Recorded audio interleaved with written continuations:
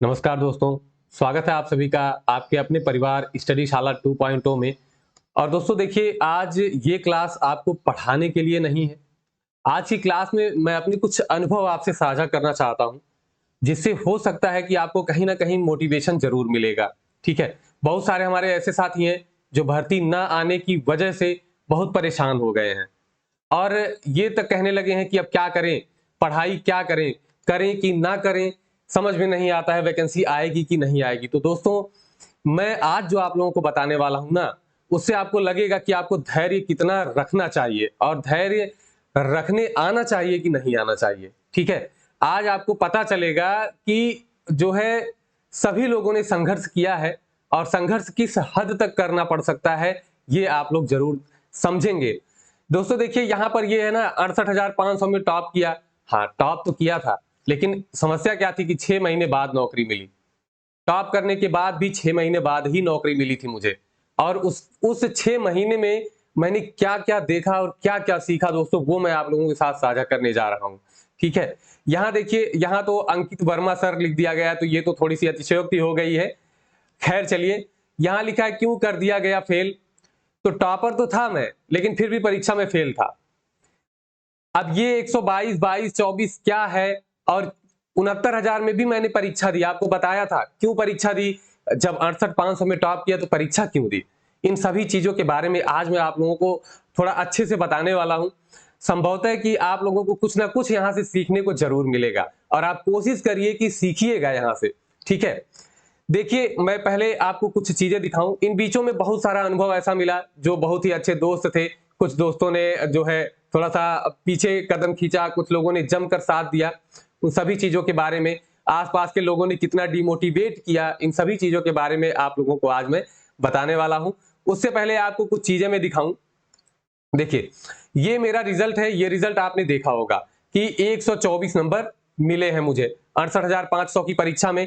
और दोस्तों यकीन मानिए कि 68,500 की परीक्षा अपने तरीके की एक अलग ही परीक्षा थी, ठीक है? उस परीक्षा में ये था ना कि आपको लिखना था। क्या था? लिखना था उत्तर, आपके सामने ऑप्शन नहीं थे और लिखने की परीक्षा में 124 नंबर बहुत मायने रखता है।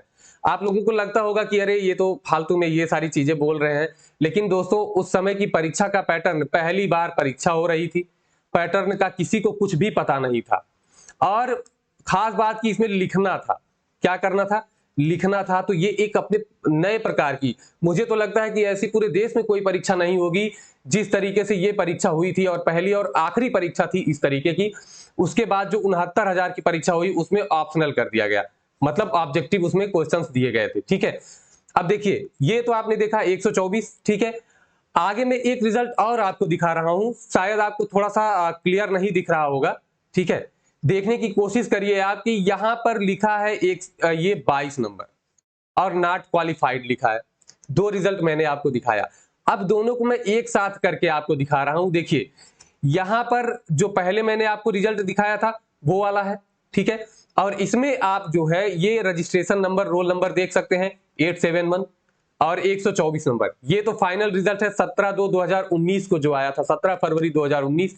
और उसके बाद देखिए, ये वाला जो था, ये पहले का आया हुआ रिजल्ट है। इसमें आप देख सकते हैं कि यहाँ पर लिखा है दोस्तों 22 और नॉट क्वालिफाइड और रोल नंबर वही है 871, ठीक है?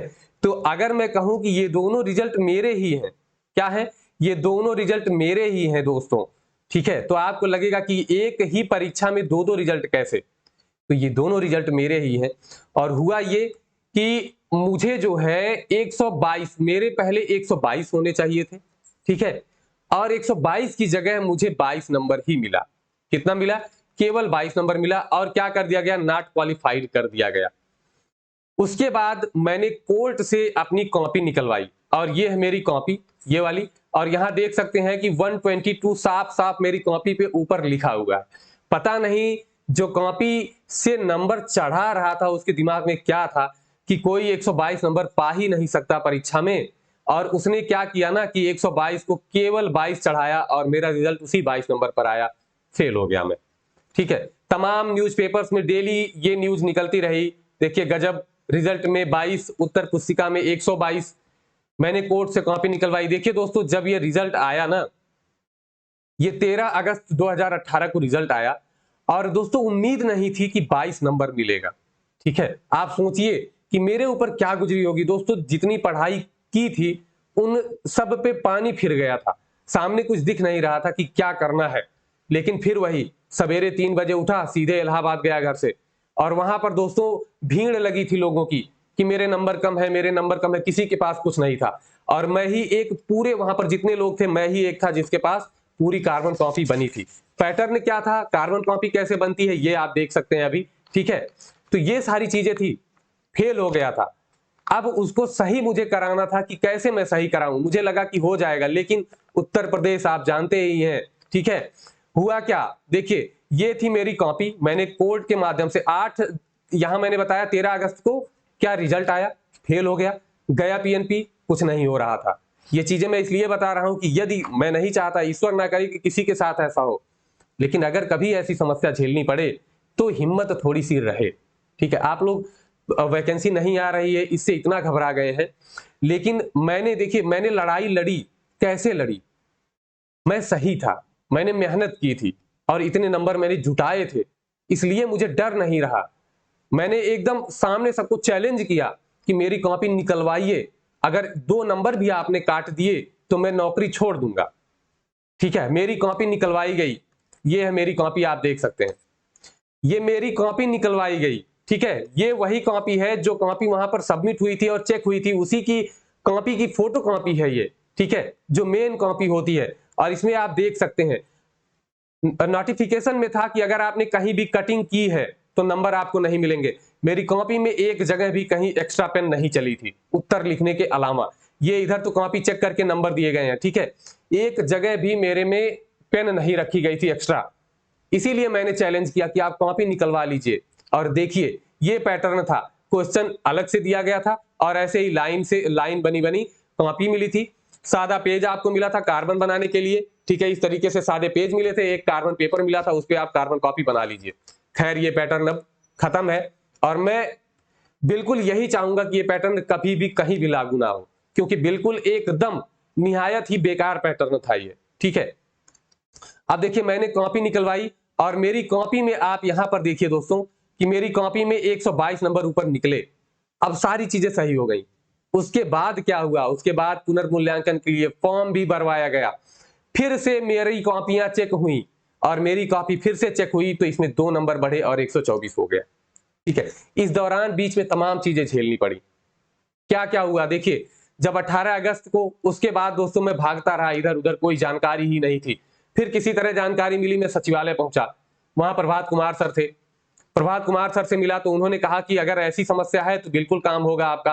प्रभात कुमार सर से भी पहले नहीं मिल पाते थे क्योंकि जानकारी ही कुछ नहीं थी। जब गए तब कुछ जानकारियां मिली, बहुत सी चीजें हुई। पीएनपी सचिव जो है वो निलंबित हुई, उसके बाद नए सचिव आए, फिर वही काम चलता रहा। इसको सही बताने में 22 को 124 करने में दोस्तों कितने महीने लगे, 6 महीने लगे।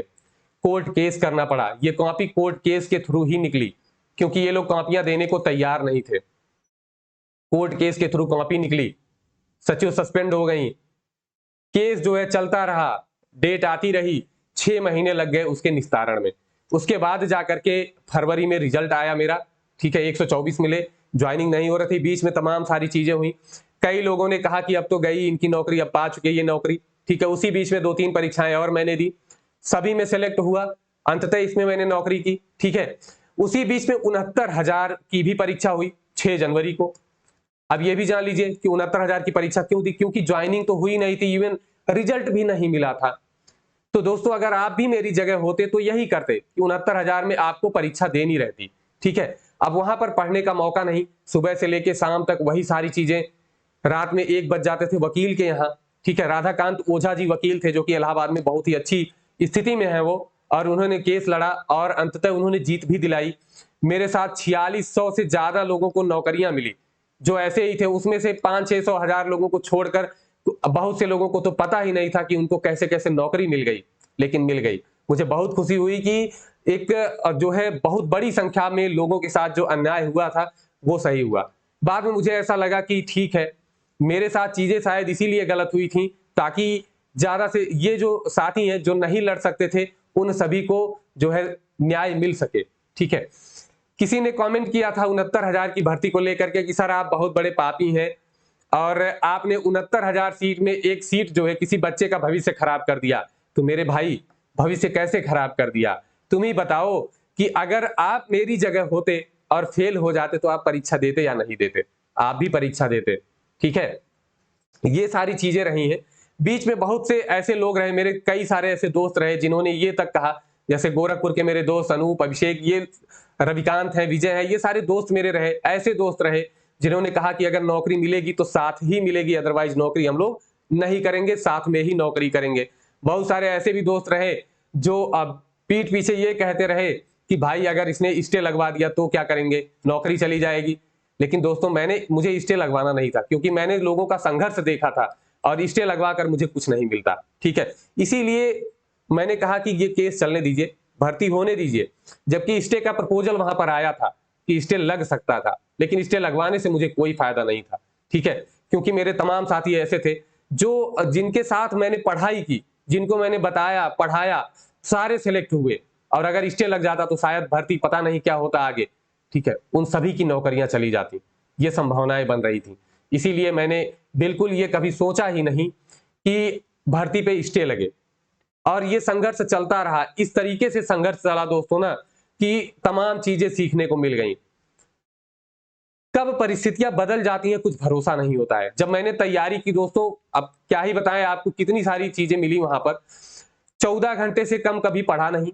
ठीक है, 14 घंटे पढ़ा, बीच में परीक्षा टली तो पढ़ाई थोड़ी सी रुकी थी, जैसे आप लोगों की पढ़ाई भर्ती ना आने की वजह से रुक रही है। इसीलिए मैं आपको बताता हूं कि जब ऐसा आपको लगे कि भर्ती नहीं आ रही है, कैसे पढ़ें, तब भी आप पढ़ें, क्योंकि जो मैंने 1 महीना बीच में गंवाया ना, उसकी वजह से मेरे कई नंबर कम हो गए थे। अगर मैंने वो रेगुलरिटी रखी होती तो शायद वो नंबर कम ना होते। उसी तैयारी पर मैंने वीडियो का एग्जाम दिया। ठीक है, क्वालिफाई। उसके बाद युवा विकास अधिकारी का एग्जाम दिया और इतने नंबर मिले कि क्या बताएं। ठीक है, 200 क्वेश्चंस थे। मैं ये नहीं कह रहा हूं कि मैं बहुत बड़ा 30 मार्क खा हूं, मैं तो आपको ये चीजें बता रहा हूं कि एक बार तैयारी करने का फायदा कितना मिलता है।